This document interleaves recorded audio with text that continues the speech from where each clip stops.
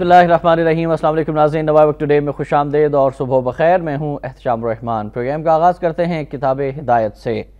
اللہ کے نام سے جو بے انتہا مہربان رحم فرمانے والا ہے۔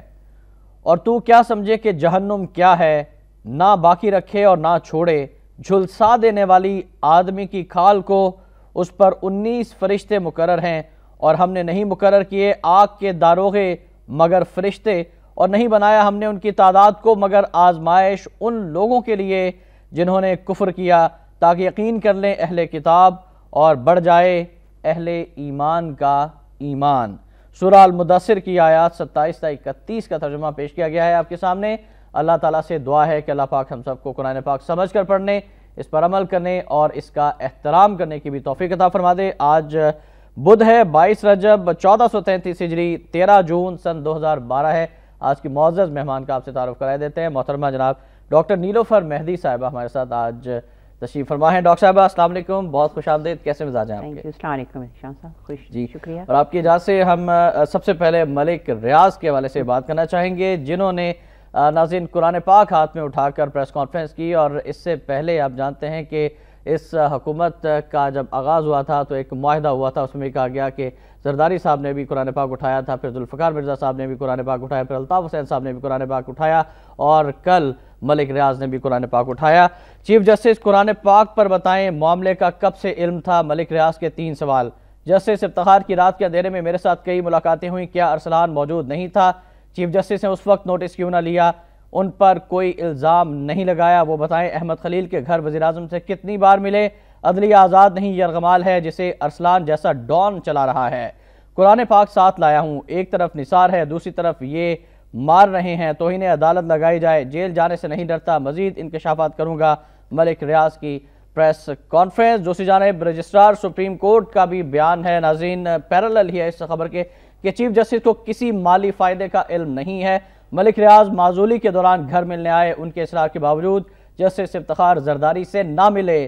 ملاقاتیں اندھیرے میں نہیں روشنی میں ہوئیں، میں بھی موجود تھا۔ ملک ریاض چاہتے تھے کہ چیف جسٹس صدر زرداری سے ملاقات کریں کیونکہ ان کے کچھ تحفظات ہیں، لیکن چیف جسٹس افتخار نے انکار کر دیا، مجھے علم نہیں ملک ریاض کی زرداری سے ملاقات ہوئی یا نہیں۔ ارسلان کا عدلیہ کو ڈان کس کی طرح چلانے کا الزام غلط ہے۔ چیف جسٹس اور وزیراعظم کا ایک پرانا تعلق ہے۔ اب ہم محترمہ ڈاکٹر نیلوفر مہدی صاحبہ سے جاننا چاہیں گے کہ قرآن پاک ہاتھ میں اٹھا کر اگر کوئی جھوٹ بولتا ہے تو اس کی سزا اسلام میں کیا ہے، اور دوسری جانب یہ بتائیے گا کہ ڈان کون ہے؟ ڈان ارسلان ہے یا پھر پراپرٹی ڈیلر آج ڈان بن چکا ہے؟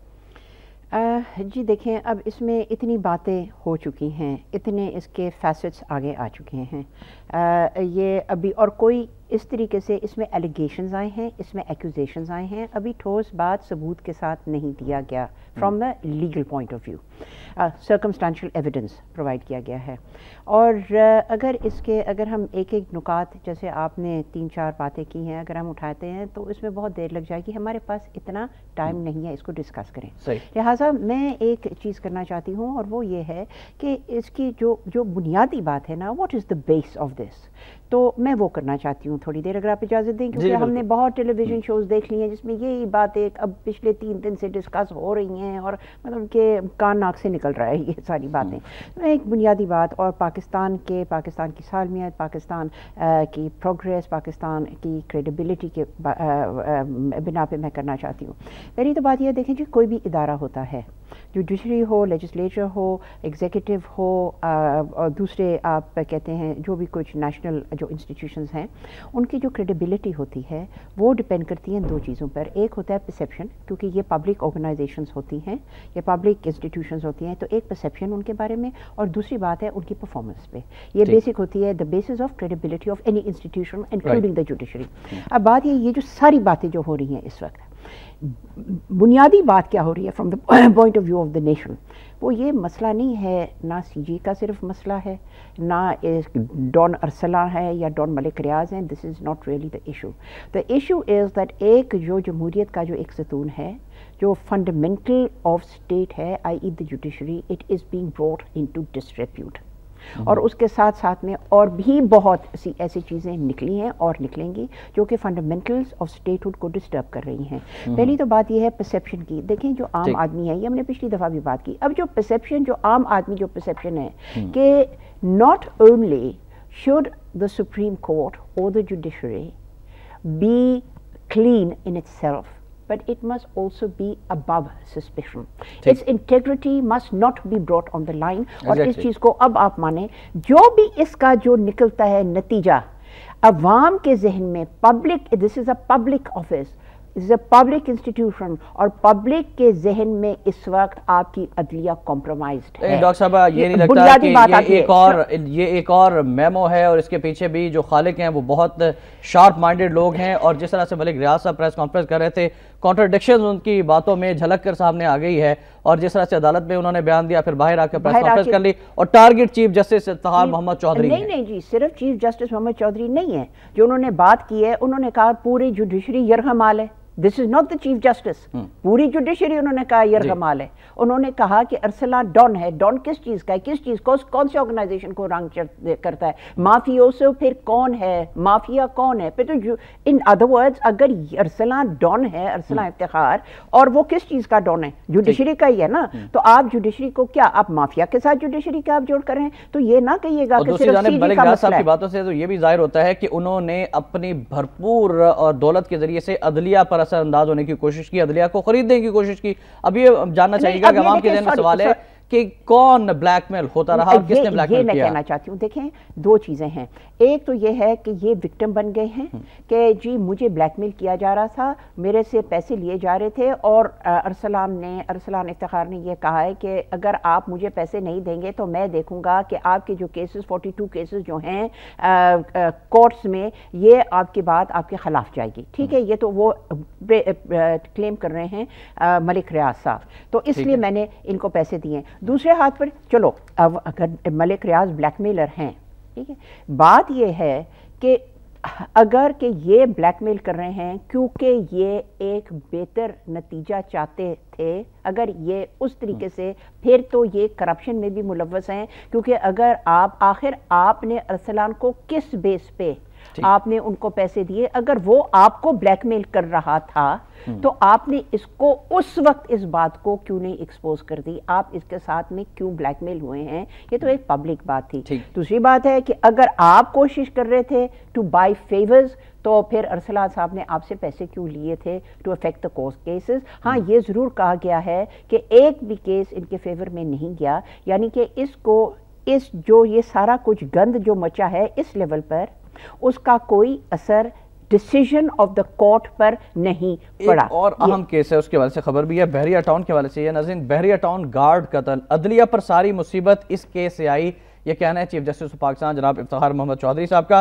مزید مہلت کی درخواست مسترد, 22 جون تک رپورٹ طلب, تحقیقات کریں قتل کے پیچھے کون ہے, یہ ریمارکس دیے گئے. دوسری جانب بحریہ ٹاؤن کا بیان ہے کہ ارسلان اور ملک ریاض ڈیل کے الزامات سے بحریہ ٹاؤن کا کوئی تعلق نہیں. علی ریاض کا سپریم کورٹ میں تحریری بیان, رقوم کی غیر قانونی منتقلی یا بزنس ڈیل میں بحریہ ٹاؤن ملوث ہے, نہ اینکرز کے الزامات درست ہیں. اور گزشتہ روزی ایک اور اہم ترین جو کاروائی ہوئی ہے میمو کمیشن کے حوالے سے, میمو تحقیقاتی کمیشن, اور میمو کو حقیقت قرار دے دیا گیا.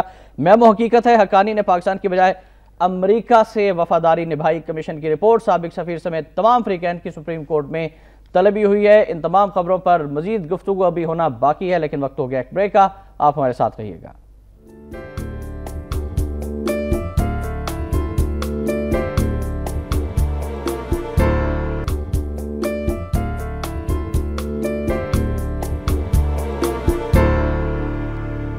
وائب ٹوڈے میں ایک بار پھر آپ کو خوش آمدید کہتے ہیں. ناظرین, ہماری گفتگو ہو رہی تھی ارسلان افتخار کیس کے حوالے سے ڈاکٹر صاحبہ سے. ڈاکٹر صاحبہ, ایک یہ بھی سوال ہے اور پرسیپشن ہے کہ اب چونکہ ایک جو سازش تیار ہوئی تھی عدلیہ کو دبانے کے لیے, اور جب چیف جسٹس آف پاکستان نے از خود نوٹس لے لیا, تو یہ چیز جو ہے وہ نہیں کھٹک رہی ہے, اور یہ توقع نہیں کر رہے تھے مخالفین کے چیف جسٹس اس طرح سے از خود نوٹس لے لیں گے. اب ان کو دبانے کی کوشش کی جا رہی ہے کہ آپ نے از خود نوٹس پہلے کیوں نہیں لیا.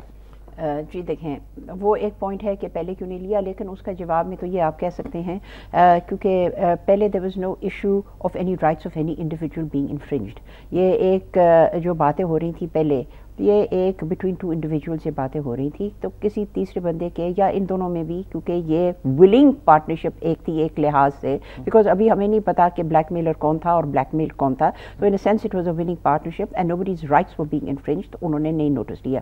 میں صرف ایک اور چیز کہنا چاہتی ہوں کہ میں نے آپ کو کہا نا پرسیپشن جو کریٹ کیا جا رہا ہے that the judiciary has lost its integrity, that the judiciary is culpable, that it is not capable۔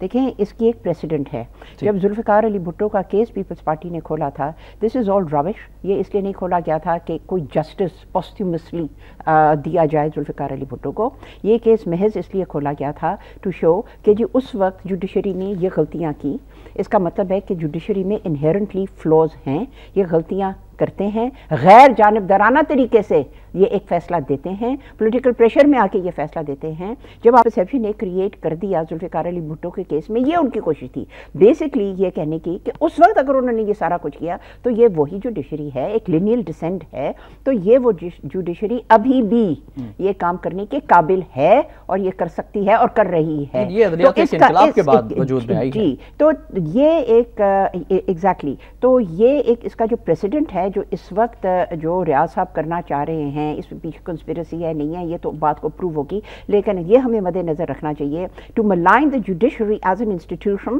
Already یہ بات شروع ہو گئی تھی with reopening of the Zulfikar Ali Bhutto judgment case, تو اس کا ایک پریسیڈنٹ ہے ہمارے سامنے۔ ملائن کرنا چاہ رہے ہیں میمو کے حوالے سے جو خبر پڑی اس کو مزید کچھ ڈیٹیل کے ساتھ ناظرین آپ تک پہنچانا چاہوں گا کہ میمو کے خالق حقانی نے امریکی مدد حاصل کرنے اور ISI افواج پاکستان اور ایٹمی اثاثوں کی ساکھ خراب کرنے کی کوشش کی۔ وہ پاکستان میں نئی سیکیورٹی ٹیم قائم کر کے اس کے سربراہ بننا چاہتے تھے۔ وہ امریکہ میں $20 لاکھ سالانہ تنخواہ پر کام کر رہے تھے۔ ان کی پاکستان میں کوئی جائیداد نہیں کیونکہ ان کو پاکستان میں رہنا ہی پسند نہیں تھا۔ امریکہ کو بتانا چاہتے تھے ایٹمی پھیلاؤ سول حکومت ہی روک سکتی ہے۔ حقانی کے میمو لکھنے کا مقصد یہ بتانا تھا کہ یہ سویلین حکومت امریکہ کی زیادہ وفادار ہے، اور امریکہ کے ایک وفادار کا تو کمیشن نے ذکر کر دیا۔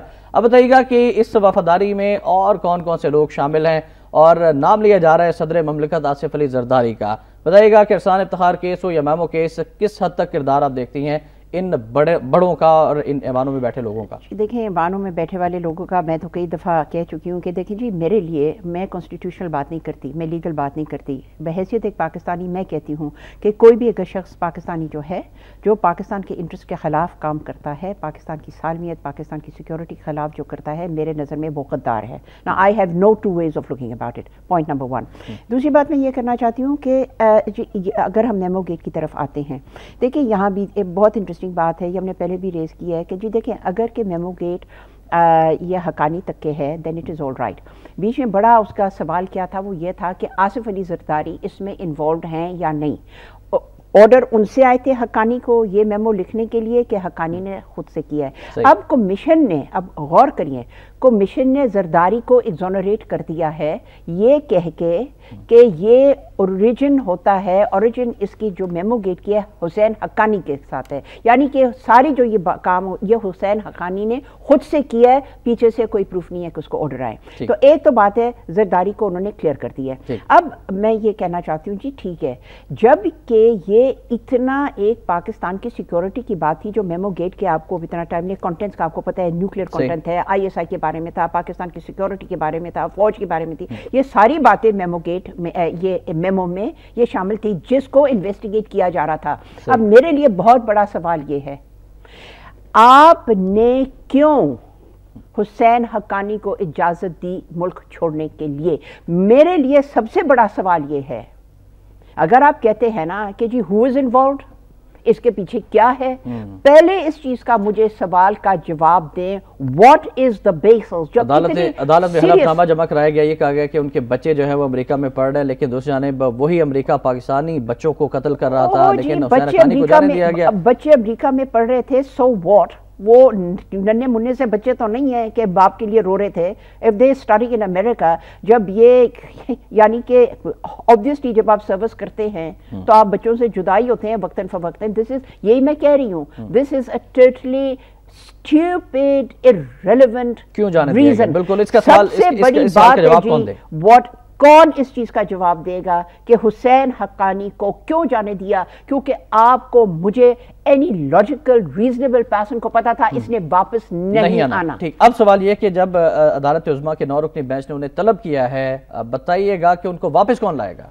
اوہ جی یہ تو مذاق ہے نا جی. اس کو کون، اس نے کب واپس آنا ہے؟ کون اس کو واپس لا سکتا ہے؟ میں تو کہتی ہوں حسین حقانی امریکن ایجنٹ تھا. امریکن ایجنٹ تھا، امریکہ کے لیے یہ کام کر رہا تھا 100%. وہ ابھی بھی ہیں امریکہ میں رہ رہے ہیں لیکن اب وہ سفیر نہیں رہے. ابھی تو پاکستان سے تو ہٹ گئے ہیں نا، تو اب وہ امریکہ کام کر رہے ہیں یا نہیں کر رہے ہیں، I don't care about that. فرح ناز اسفانی صاحبہ نے جیسا سے امریکہ میں جا کے کیمپین کی اور پاکستان کے اداروں کے خلاف، پاکستان کی فوج کے خلاف، پاکستان کے ISI کے خلاف کی، وہ بھی اس کو بھی نظر انداز نہیں کرنا چاہیے. نہیں جی وہ سارے it was all part of the same it's the same آپ کہہ سکتے ہیں situation. بات یہ ہے کہ جی دیکھیں اب جو بھی کچھ ہے یہ نہیں ہے. بہت سے پاکستانی لیکن آپ سمجھتے ہیں کہ ڈاکٹر شکیل افریدی کی طرح حسین حقانی کو بھی امریکہ بچا کر لے گیا؟ نہیں جی کوئی تو امریکہ، یہ یہاں بیٹھا ہوا تھا ٹھیک ہے جی. Commission was in progress. اس نے آ کے اپنے، اور اتنی لمبی چوڑی بات تو نہیں تھی، 2-3 سال کی، کچھ مہینوں کی بات تھی، کچھ عرصے کی بات تھی. یہ یہاں اچھا والا بیٹھا تھا. Why was he allowed to leave the country? یہ تو پاکستان کا سفیر تھا نا. Pakistan had every right to hold him here until the conclusion of the commission report on. Shahbaz شریف صاحب فرما رہے ہیں کہ میمو کمیشن رپورٹ ملکی مفاد کے خلاف کام کرنے والوں کو سزا ضرور ملنی چاہیے. کیا سزا؟ تو پھر شہباز شریف صاحب کو کہیں کہ حسین حقانی کو واپس لے آئے. ٹھیک ہے، شہباز شریف صاحب کو کہیں کہ وہ واپس لے. لیکن یہ عدلیہ میں معاملہ زیر سماعت انتہائی اہم نوعیت کا معاملہ ہے. ناظرین کچھ مزید خبریں شامل کرتے ہیں. ہم بات کرنا چاہیں گے پاک امریکہ تعلقات کے حوالے سے، اور پاکستان امریکہ کے تعلقات انتہائی کشیدہ دور سے گزر رہے ہیں، اور امریکہ کی جانب سے پاکستان کو دھمکیاں دینے کا سلسلہ بھی جاری ہے. امریکہ نے کہا کہ پاکستان کے لیے بہتر ہے کہ کڑوا گھونٹ پی کر نیٹو سپلائی کھول دے. فیصلہ نہ ہوا تو عوام امریکی حکومت کو اس کے خلاف اٹھ کھڑا کرنے پر مجبور کریں گے. امریکی اہلکار نے یہ دھمکی دی ہے. خطے میں ہمارے مفادات، جوہری صلاحیت، افغانستان میں مصالحت سے ہیں امریکی اہلکار. میں سمجھتا ہوں مخصوص معاملہ چھوڑ کر بحالی کا معاہدہ ہو چکا.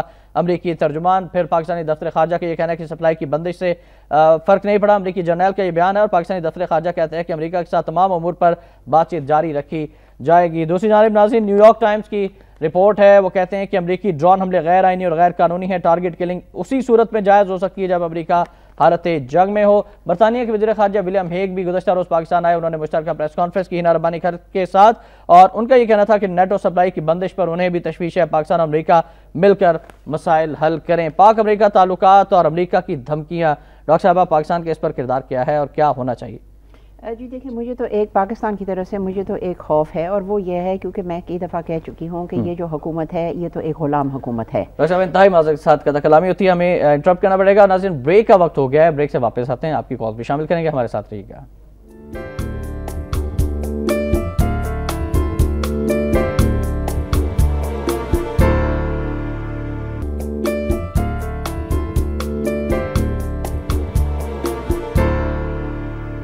ایک بار پھر آپ کو خوش آمدید کہتے ہیں. ناظرین ہمارا نمبر ہے 0423631269. کال کر سکتے ہیں آپ. اور ڈاکٹر نیلوفر مہدی صاحب تشریف فرمائے. ڈاکٹر صاحب آپ کی اجازت سے ہم کالر پہلے شامل اگر کرنا چاہیں. خواجہ انجم صاحب کی کال شامل کریں گے، کراچی سے ہمارے ساتھ ہیں پہلے کالر. السلام علیکم.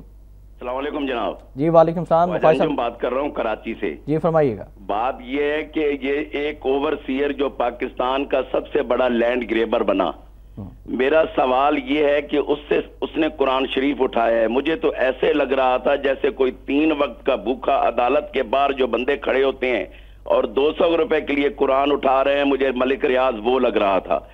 ملک ریاض سے یہ پوچھا جائے کہ احد شام اور نیلوفر بختیار ڈاکٹر کے پاس وہ ٹیکنالوجی نہیں ہے جو اس کے پاس تھی، وہ کھرب پتی کیسے بن گیا؟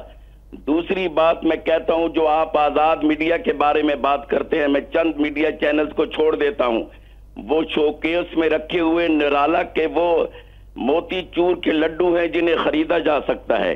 تیسری بات کہتا ہوں نظام عدل کے بارے میں، ان چھوٹے چھوٹے سانپوں کو اژدہا کس نے بنایا؟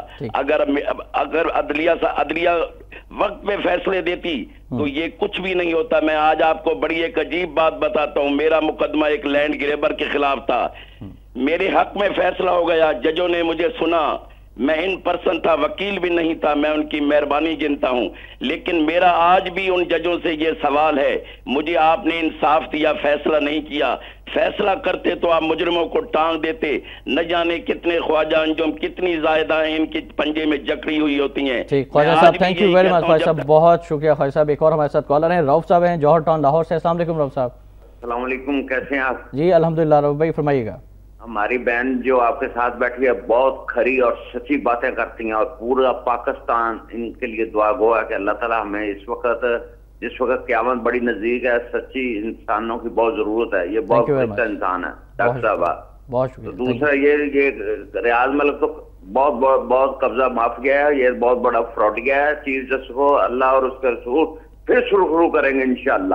انشاءاللہ جی، تھینک یو ویری مچ جی۔ جی ڈاکٹر صاحب، عدلیہ کے حوالے سے دو طرح کے عدلیہ فیصلے اگر کرتی بر وقت تو اس طرح کے حالات نہ ہوتے۔ دیکھیں، میں نے آپ سے شروع جب کیا تھا میں نے کہا جی میں تو ایک بنیادی بات کروں گی، کیونکہ ابھی تک اس کے اور باتیں نکلیں گی تو اس پر I won't waste time on this. تو میں نے آپ کو شروع میں کہا تھا کہ جی the credibility of an institution depends on perception and number 2 on performance. Perception کی ہم نے بات کر لی کہ کیا پرسیپشن آ رہا ہے جی، کیا کرنے کی کوشش، کیا سازش کرنے کی کوشش کر رہے ہیں کہ پرسیپشن کس طریقے سے جوڈیشری کے بارے میں بنایا جائے۔ دوسری بات اب آگئی نا، انہوں نے پرفارمنس کی بات کر دی۔ اب دیکھیں جی، پرابلم ہمارے یہ جوڈیشری کے ساتھ، سپیریئر جوڈیشری کے ساتھ یہ رہی ہے کہ جتنے بھی بڑے جو کیس ہیں، خواہ وہ NRO کے کیس ہو، NICL کا کیس ہو، اب کراچی کا کیس ہو، مسنگ پرسنز کا کیس ہو، یہ اس میں یہ لگتا ہے کہ جو جوڈیشری ضرور اپنا فیصلہ کرتی ہے، آزادانہ طور پہ بھی فیصلہ کر رہی ہے، لیکن جب اس کی جو امپلیمنٹیشن کی بات آتی ہے، جب اس کی افیکٹونیس کی بات آتی ہے، جب اس کا امپیکٹ معاشرے کی جب ہم بات کرتے ہیں تو وہ زیرو پہ جا رہا ہے۔ نہیں جی، دیکھیں یہ انسٹیڈ آف امپلیمنٹ کرانے کے they leave it hanging in mid air. ایک چھوٹی سی مثال، NRO کا کیس کہاں سے شروع ہوا؟ Write a letter to the Swiss courts, 2009 سے یہ کیس چل رہا ہے۔ اچھا، وہاں سے پھر ہم آگے خط کے اوپر بحث ہوتے پھر ہم آگے prime minister per contempt of court پہ، پھر کنٹیمپٹ آف کورٹ چلتا کدھر آگے یہ بات کہ جی writ against the speaker of the national assembly, کجا وہ خط کی بات اور NRO کی بات، اب یہ رٹ ہے، کیا ہے جی؟ We talking about writ against, اور وہ بھی پرائیویٹ انڈیویجولز لائے ہیں against speaker of the national assembly. وہ کہاں کنٹیمپٹ کیس کہاں گیا؟ صدر مملکت آصف علی زرداری کے بارے میں کہا جاتا ہے کہ ایک زرداری سب پہ بھاری، اور انہوں نے اپنے کارڈز اور پتے سنبھال کے رکھے ہوئے ہیں، بڑے وقت پہ پھینکتے ہیں وہ۔ جو سپریم کورٹ ڈیسیژن دیتی ہے اس کو دیکھے سبورٹ کیسے کیا جاتا ہے، اس کے جو اثرات ہونے چاہیے، جو مفید اثرات ہونے چاہیے، اچھے اثرات ہونے چاہیے معاشرے پہ اور جوڈیشل پروسیس پر، اس کا الٹ ہو جاتا ہے۔ یہی تو یہ جو کالر کہہ رہے تھے۔ کچھ مزید کالر بھی ہیں۔ اچھا، سجاد صاحب ہیں بہاولپور سے۔ السلام علیکم سجاد صاحب۔ وعلیکم السلام سر، یہ میں کہنا چاہتا ہوں، یہ جو ملک ریاض نے کانفرنس کی ہے جی، تو انہوں نے کہا ہے کہ جو ہے نا جھوٹ جو ہے نا جائز ہے، میں بھوکا ہوں تو وہ سور کھاؤں گا، تو وہ مطلب ایک جھوٹ بول دیا اس نے کہ بھائی جھوٹ پہ یہ جائز ہے، تو ابھی اس نے اپنا جائز قرار دیا، ٹھیک ہے، اس کے لیے ابھی قرآن آ گیا، میں مطلب انہوں نے قرآن اٹھا لیا ہے، باقیوں نے بھی بہت آدمیوں نے قرآن اٹھایا، ابھی افتخار چودھری کو بھی چاہیے کہ قرآن کے اوپر فیصلے شروع کر دیں۔ یہ 15 تاریخ کو جو میٹنگ ہے ججوں کی، اس پہ یہ فیصلہ کر دیں، ابھی فیصلے قرآن پہ ہوں گے انشاءاللہ۔ یہ جو ہے نا فوج کو بلائیں اور سب کو اندر کریں اور ہاتھ کاٹنا شروع کر دیں، بس۔ بہت شکریہ جی، تھینک یو ویری مچ۔ شاہد صاحب بھی ہیں لاہور سے ہمارے ساتھ۔ شاہد صاحب السلام علیکم۔ وعلیکم جی۔ جی وعلیکم السلام۔ شاہد صاحب، گزارش کروں گا، عدلیہ نے شاید ایک چھوٹی سی غلطی کی ہے کہ حسین حقانی کو باہر جانے کی اجازت دے دی گئی، لیکن صرف ایک حسین حقانی باہر گیا سر، یہاں تو پورا ٹولہ ہی، ہر چہرے کے پیچھے ایک حسین حقانی چھپا ہوا ہے، صدر سے وزیر اعظم تک اور ان کی اتحادی جماعتوں کے سربراہ، یہ سارے کے سارے حسین حقانی ہیں، اور ان کو گرفت عدلیہ نہیں کر سکتی، عوام متحد ہو کر ان پر گرفت کر سکتے ہیں۔ عوام کو باہر نکلنا ہوگا، شعور پیدا کرنا ہوگا کہ ان حسین حقانیوں سے کیسے نجات حاصل کرنی ہے، اور انشاءاللہ ضرور ان سے جان چھوٹے گی قوم کی۔ تھینک یو ویری مچ شاہد صاحب۔ یاسین صاحب بھی ہیں برے والا سے ہمارے ساتھ۔ السلام علیکم۔ وعلیکم السلام۔ یہ جو معاملہ ہوا ہے چیف جسٹس صاحب کا، میں یہ پوچھنا چاہ رہا ہوں، ضرورت تو اپنے چیف جسٹس صاحب کو ضرورت تو نہیں تھی نا پیسوں کی یا کام کی ضرورت تو اپنے جو ہے ملک ریاض صاحب کو ضرورت تھی نا، ملک ریاض صاحب گئے نا ان کے پاس اسلام کے پاس، آئی بات سمجھ میں؟ یہ جو ہے نا سب ایک پورے پاکستان کے ساتھ ایک بہت بڑی سیاست ہو رہی ہے، اور آپ دیکھیں گے میرا خیال ہے کہ بس سب کچھ میرے خیال ختم ہونے والا ہے۔ میں تو آگے بھی 3-4 دفعہ آرمی چیف کو کہہ چکا ہوں کچھ کریں، ورنہ سب کچھ ختم ہونے والا تھا. ٹھیک, تھینک یو ویری مچ جی. خود اللہ نہ کرے کہ وہ وقت آئے اور ہم دعا گو کہ اللہ پاک ہمارے پیارے ملک پاکستان جو کہ اسلام کے نام پر بنا ہے, اللہ اور اس کے رسول کے نام پر بنا ہے, اللہ پاک اس کی حفاظت فرمائے. اور ناظرین ایک اور کالر شامل کرنا چاہیں گے. السلام علیکم جی, کون صاحب کہاں سے ہیں؟ وعلیکم السلام جی, میں محمد رمضان گجرانہ سے بات کر رہا ہوں. جی رمضان صاحب فرمائیے گا, بہت شکریہ آپ نے کال کی. سر میرا چیف صاحب کو مشورہ ہے کہ وہ جو فیصلہ کر دے اس پر عمل بھی کروائے. اگر انہوں نے جو فیصلے کیے ہیں اس پر عمل کراتے تو آج یہ کیس ان کے گلے نہ پڑتا. جو بھی انہوں نے فیصلہ کیا کسی پر عمل نہیں ہوا تو وہ عمل کرواتے فوری طور پر, ان کے پاس طاقت بھی ہے, وہ عمل نہیں کرواتے, صرف فیصلہ دے دیتے ہیں. چلیے رمضان صاحب تھینک یو ویری مچ. اور قرآن پاک اب اٹھانے کے نہیں, قرآن پاک تو ایک نظام کا نام ہے. قرآن پاک کے نام پر یہ ملک بنا تھا اور اس کے نظام کو نافذ کرنے کی ضرورت ہے. اور چیف جسٹس صاحب اب قرآن پاک کے فیصلوں کے مطابق جو ہے وہ فیصلے کریں اور سپیڈی فیصلے کریں, عمل بھی کروائیں. جس کے مطابق کرے جی. پاکستان میں ایک جوڈیشل سسٹم ہے تو ظاہر ہے اس کے دائرے میں رہ کے انہوں نے فیصلہ کرنا ہے. لیکن ایک چیز میں ضرور کہوں گی, دیکھیں یہ ساری باتیں ہو گئی نا, یہ کاؤنٹر ایلیگیشنز, کون بلیک میلر ہے, کون فائدہ اٹھا رہا ہے, جوڈیشری یرغمال ہے, کون ڈون ہے, یہ ساری باتیں اب آ رہی ہیں نا. اور مزید انہوں نے کہا ہے ملک ریاض نے کہ میں 2-3 دن میں اور انکشاف کروں گا, تو ابھی تک تو اور مٹیریل آنے والا ہے. اینڈ میں صرف اس کو کنکلوڈ کرنے پہ اس سیکٹر کو میں یہ کہنا چاہتی ہوں, دیکھیں ہم نے پہلے کہہ دیا اور کسی کالر نے بھی کہا کہ امپلیمنٹیشن نہیں ہوتی اور یہ ہر چیز is left hanging in mid air والی بات. دیکھیں یہ ایک, اب میں یہ کہتی ہوں کہ یہ فائنل چانس ہے جوڈیشری کے لیے اپنے آپ کو ریڈیم کرنے کے لیے, اپنی 100% کریڈیبلٹی اسٹیبلش کرنے کے لیے, اپنی قابلیت کا مظاہرہ کرنے کے لیے. This case must not be left hanging in mid air. یہ اس کے خواہ وہ کمیشن بنائیں یا یہ تھرو نارمل کورٹ پروسیجرز یہ کریں, بٹ اس دفعہ اگر یہ جوڈیشری نے اس مسئلے کو اپنے صحیح کنکلوژن پہ نہ پہنچایا تو میں یہ کہتی ہوں تو this judiciary can pack up its bags and go home. یہ فائنل ان کا چانس ہے, کیونکہ اس دفعہ جو یہ کہا ہے کہ جوڈیشری یرغمال ہے, اس دفعہ جو کہا ہے کہ یہ مافیا ہے اتنی, اور یہ پوری جوڈیشری کی ایک توہین کی گئی ہے. ناؤ دا پوائنٹ از کہ اگر یہ جوڈیشری وہی کرے گی جو کہ کراچی فیصلے میں, جو کہ میمو گیٹ فیصلے میں, جو کہ NICL میں, NRO کی, جی اگر اس طریقے سے اس دفعہ اس جوڈیشری نے یہ رویہ اپنایا ہے تو پھر میں دوبارہ کہتی ہوں this will be the end of the credibility of the judiciary in Pakistan without a question, and then they can go home. Karachi میں جو حالات ہیں, اگر جوڈیشری نے اسی وقت جو دہشت گرد ہے اس کو دہشت گرد قرار دے کر سیاسی جماعتوں پر پابندی لگا چکی ہوتی تو آج یہ حالات نہ ہوتے کراچی کے اندر. اور اس وقت وہ سینٹنس پاس کر دیتے جیسے بھی ہے, وہ اٹھ کے وہاں سماعت کر کے کیا کہہ کے آگے کہ جی ان کے پاس بھی آرم ہیں, اس پارٹی کے پاس بھی آرم فورسز ہیں, اس پارٹی کے بھی آرم فورسز ہیں, جو جی خدا حافظ اور گھر آگے. What was the use of that? جانے کا کیا فائدہ تھا؟ یہی میں کہہ رہی ہوں, وہ تو چلو ایک پولیٹیکل مسئلہ تھا. This is the judiciary's credibility on the line. You are going to have to give a conclusive decision. نہیں آپ کرتے, میں بار بار کہتی ہوں, it will lose total credibility اور گھر چلے جائیں. رائٹ, بالکل ڈاکٹر صاحب نے درست فرمایا کہ اب عوام کی بھی یہ خواہش ہے کہ کلیئر فیصلے اور دو ٹوک فیصلے کرنے اور عمل درآمد کرنے کا وقت آ گیا ہے. ایک اور خبر اس کے بعد ہم نے کالم کی جانب بڑھنا ہے. پاک بھارت سیاچن کے مذاکرات ہوئے اور بعد نظر میں یہ مذاکرات ایک بار پھر ناکام ہو گئے ہیں. خبر ملاحظہ فرمائیے, پاکستان بھارت مذاکرات ناکام, سیاچن سے فوج کا یک طرفہ انخلا نہیں ہوگا. سیکرٹری دفاع مستقبل قریب میں فوج کی واپسی کا امکان ختم, بھارت نے پاکستانی تجاویز کا جواب ہی نہیں دیا, مذاکرات جاری رہیں گے. مشترکہ بیان, فوجیں اکٹھے واپس بلانے, مذاکرات جلد مکمل کرنے کی 2 نئی تجاویز دی. نرگس سیٹھی نان پیپرز کا تبادلہ کیا, تجاویز قیادت کو دوں گا ششی کانت. اور ایک بار پھر بھارت نے مذاکرات کی ٹیبل پر, یہ 13واں دور تھا ناظرین, 13ویں دور میں بھی پاکستان کو دھوکہ دیا گیا. تمام کالرز کے مشکور ہیں. بڑھتے ہیں آج کے نواب وقت کالم کی جانب.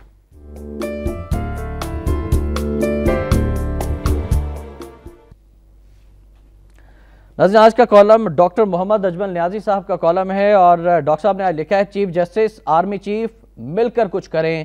لکھتے ہیں کہ چیف جسٹس نے کتنی درد مندی سے کہہ دیا کہ آرمی چیف کو بلانے کا وقت آ گیا ہے.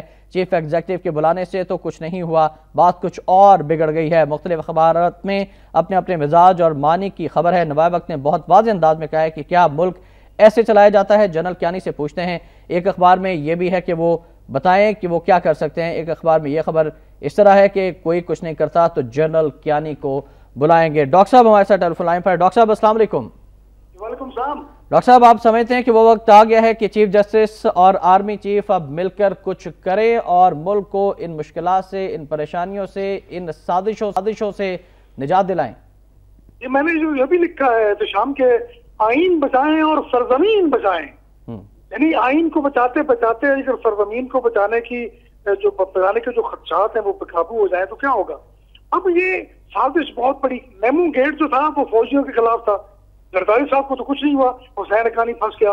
अब ये केस जरदारी और गिलानी की वजह से हुआ है, इसमें मलिक रियाज फंस गया है, जरदारी और गिलानी को कुछ भी नहीं हुआ। अच्छा देखें, अब मैं समझता हूँ कि सूरत हाल इतनी बिगड़ गई है कि फौजी अफसरान जो हैं वो जनरल कियानी से अपील कर रहे हैं कि हमें मलिक रियाज से बचाएं। ये वो आदमी है कि जो एक मेजर के कमरे के सामने कई घंटे तक इंतजार में बैठा रहता था और आज कई रिटायर्ड जनरल जो हैं वो इसके मुलाजिम हैं। इन जनरलों को शर्म करनी चाहिए कि वो क्या कर रहे हैं। अच्छा देखें, ये बहरिया टाउन क्या है, इसमें बहरिया के चीफ वो जो मंसूर हक थे उनको जलील करने में भी मलिक रियाज का हिस्सा है, मलिक रियाज का हाथ है।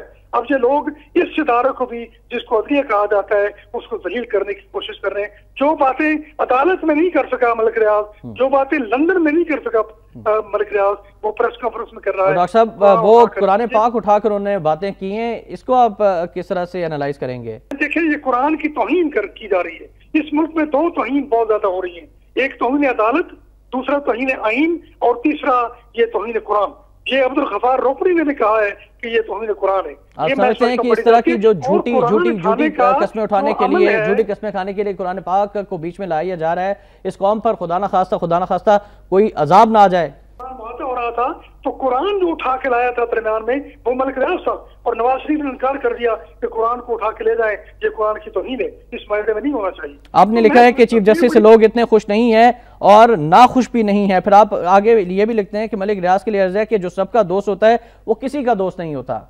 जी बिल्कुल ठीक है, मैं समझता हूँ कि फौज को भी एहतियात करना चाहिए, और जो मैंने बात की है ये बातें होती नहीं है पहले भी कि आर्मी चीफ और चीफ जस्टिस को मिलकर कुछ करना चाहिए और उन्हें अपने इनिशिएटिव लेना चाहिए। मैं कहता हूँ क्या कर सकते हैं चीफ जस्टिस और आर्मी चीफ मिलकर, और क्या हालात देख रहे हैं आप? जी डॉक्टर साहब, चीफ जस्टिस और आर्मी चीफ मिलकर क्या कर सकते हैं और आइंदा आने वाले दिनों में मुल्क के, पाकिस्तान के हालात किस तरफ जा रहे हैं? मैं समझता हूँ कि चीफ जस्टिस की बहाली में भी जनरल कियानी का किरदार था और जनरल कियानी कुछ कर सकता है। ये नेटो सप्लाई जो बहाल नहीं हो रही, इसमें भी फौज का स्टैंड है, और भी बहुत सारी बातें हैं जिसमें जनरल जो है कोई ना कोई कुछ ना कुछ कर सकता है, और इस मुल्क पर फौज हावी रही है। मैं समझता हूँ फौज हावी ना हो, मगर वो पाकिस्तान के दुश्मनों को भी हावी ना होने दें जो अंदर ही अंदर पाकिस्तान को दलील कर रहे हैं। पाकिस्तान की सरहदों की हिफाजत भी इनका फर्ज है, फौज का, जनरलों का, और नजरियाती सरहदों का भी फर्ज है। इसको इंतशार से बचाना, इश्तियाल से बचाना, खाना जंगी से बचाना, ब्लैक शीट से बचाना, ये भी फौज का काम है। और फौज अकेले काम ये न करे, फौज अदालत के साथ मिलकर करे और सियासत और हुकूमत में ना आए और अपने किरदार अदा करे। राइट डॉक्टर साहब, फौज का जिक्र किया आपने, फरमाया कि कियानी साहब की वजह से अभी तक नेटो सप्लाई बहाल नहीं हो रही, वो डटे हुए हैं, लेकिन अमेरिका ने धमकी दी है कि पाकिस्तान के लिए बेहतर है कि कड़वा घूंट पीकर नेटो सप्लाई बहाल कर दे। इसका जवाब पाक फौज को किस तरह देना चाहिए? मैं समझता हूँ कि जरदारी और गिलानी से तवक्को की जा सकती थी कि वो अमेरिका के खिलाफ डटता है। ये सारा का सारा फौज का किया धरा है, और मैं समझता हूँ कि फौज को अब अपने पांव पर खड़ा होना चाहिए। बेहतरीन फौज है हमारी दुनिया की, हमारे पास एटम बम भी है, तो ये हमें खतरा किसका है, हमारे पास कमी क्या है? मैं समझता हूँ कि ये मौका है। ये पहले मैं सियासतदानों को भी मिलाने की बात करता था, मगर अब मैं कहता हूँ कि चीफ जस्टिस और आर्मी चीफ मिलकर चीफ एग्जीक्यूटिव को समझाएं और उसको मजबूर करें कि तुम हुकूमत नहीं कर रहे, तुम MBBS हो, मियां बीवी बच्चों समेत करप्शन कर रहे हो, तो ये बड़ी जाती है। अपनी करप्शन छुपाने के लिए तुमने अदालत को, सुप्रीम कोर्ट को दलील करने की कोशिश की है। अब देखिए, एक इस बात में आपसे करूंगा, जाहिद बुखारी जो हुसैन हक्कानी का भी वकील था और मलिक रियाज का वकील है, आइंदा हर करप्ट आदमी का, डेविस के भी वकील आदमी का, हर पाकिस्तान दुश्मन आदमी का वकील जो है जाहिद बुखारी होगा। अब ये क्या वकीलों की जुबान है कि वो कहते हैं बम शहादतें हैं मलिक रियाज के पास, तो ये बम चलाया उसने, और फिर वो कहता है कि जी ये हमसे मुशावरत के बगैर प्रेस कॉन्फ्रेंस की है, तो अब वो ये कह रहा है अंदर खाते कि मलिक रियाज को बम चलाना आया ही नहीं, یہ وہ خود کش بم دھماکہ ہے جس میں صرف خود کش بمبار مرتا ہے، دوسرے تھوڑے بہت زخمی ہوتے ہیں، مرتا کوئی نہیں ہے۔ ملک ریاض کی شامت آ گئی ہے اور میں سمجھتا ہوں کہ ایسے لوگوں کو بے نقاب کرنا چاہیے، ایسے لوگوں کو ایکسپوز کرنا چاہیے۔ جو ایک ٹھیکیدار تھا تو ٹھاکر کیسے بنا، جو ایک کلرک تھا اور وہ کھرب پتی کیسے بنا، اور اس ملک کے صحافی، جرنیل، ایجنسیوں کے لوگ، افسران، سیاستدان، سب جو ہیں وہ اس کے زر خرید ہیں، سب کو اس نے زمینیں بھی دی ہیں، پلاٹ بھی دیے ہیں۔ تو یہ کیا ہو رہا ہے اس ملک میں؟ اور یہ وقت آ گیا ہے کہ اب یہ بات ایکسپوز ہونی چاہیے۔ بالکل صحیح ڈاکٹر صاحب، بہت شکریہ ڈاکٹر صاحب، بہت شکریہ، آپ نے اپنے قیمتی وقت میں سے وقت نکالا۔ ناظرین آپ ڈاکٹر کالم ضرور پڑھیے گا۔ بڑھتے ہیں آج کے نوائے وقت ادارے کی جانب۔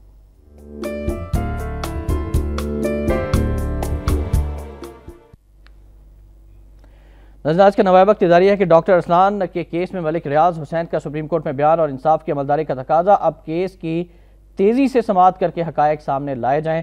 اداریے میں ہے کہ ملک ریاض حسین جیسے ٹائکون کا بیان اور اس کی جانچ پڑتال ایک آزاد عدلیہ کی ضرورت ہے۔ اگر ملک ریاض اور ان کے وکیل کو یقین ہے کہ ڈاکٹر ارسلان کے معاملے میں ان کا موقف درست ہے، جس کے بارے میں ان کے پاس ٹھوس مواد اور شہادتیں بھی موجود ہیں، تو انہیں انصاف کی عملداری کے معاملے میں ہرگز فکر مند نہیں ہونا چاہیے۔ ادارے کے حوالے سے مزید ہم بات بھی کریں گے اور ڈاکٹر صاحبہ سے بھی وہی سوال ہم رکھیں گے کہ یہ تمام صورتحال ڈاکٹر صاحبہ آپ کے سامنے حقائق تیزی سے سامنے آنے چاہیے۔ اور ایک سوال جو ہم نے ڈاکٹر صاحب سے پوچھا، ڈاکٹر اجمل نیازی صاحب سے، کہ اب چیف جسٹس اور آرمی چیف کے کرنے کا کام کیا ہے، وہ کیا کر سکتے ہیں؟ جی دیکھیں، یہ تو کہنا بہت آسان ہے کہ آرمی چیف اور چیف جسٹس اکٹھے ہو جائیں۔ کس طریقے سے اکٹھے ہوتے ہیں؟ کوئی کانسٹیٹیوشنل، یا تو آپ کہہ دیں نا اب آپ کانسٹیٹیوشن کو، ہر چیز کو، ایک جو آپ نے ایک ڈھانچہ بنایا ہے اس کو آپ کمپلیٹلی رد کر کے پھر آپ جس طرح کہتے ہیں نا play it by air. Army chief اور چیف جسٹس اکٹھے کس طرح ہو سکتے ہیں؟